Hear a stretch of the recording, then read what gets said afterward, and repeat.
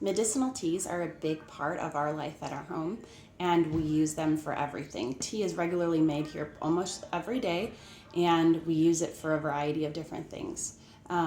We just had a respiratory infection going around the house that everyone's recovered from, and a big part of that is taking the medicinal teas. The one specifically for that was mullein, oregano, and thyme, and that's what I made for the respiratory infections. Mullein fights infections for the respiratory tract in the lungs, so it reduces inflammation and it fights viral and bacterial infections within the lungs, and that's the number one ingredient that was for the lung health for the upper respiratory infection. The other two, the thyme is an expectorant. It dries up the nasal passages and helps you get rid of the gunk. So within a half an hour of taking it, you'll already notice a difference with making your coughs more effective and getting rid of the junk that's in your sinuses, and it helps make you breathe. And then oregano is one of the most powerful, diverse antibiotics.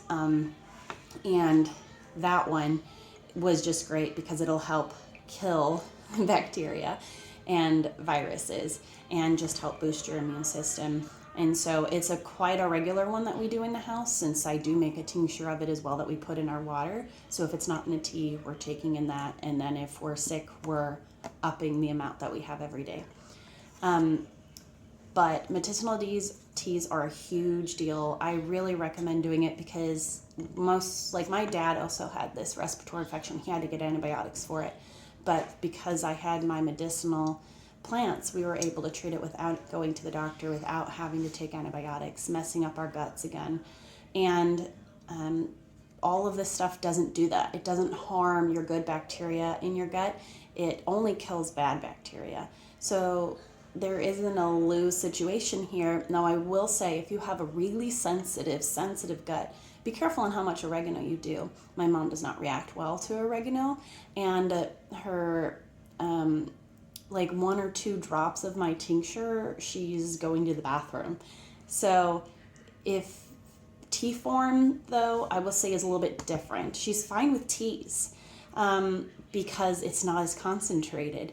When you make a tea, you're pulling out the water-soluble medicinal properties. When you're doing a tincture with alcohol, you're pulling out every single medicinal property. So this is a little bit gentler on your system as well, and it's safer for children and adults and elderly.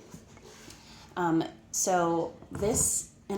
reason I have my teapot out right now, one is because we're drinking tea, but two, I wanted to show you that. So this is the Chefman teapot, and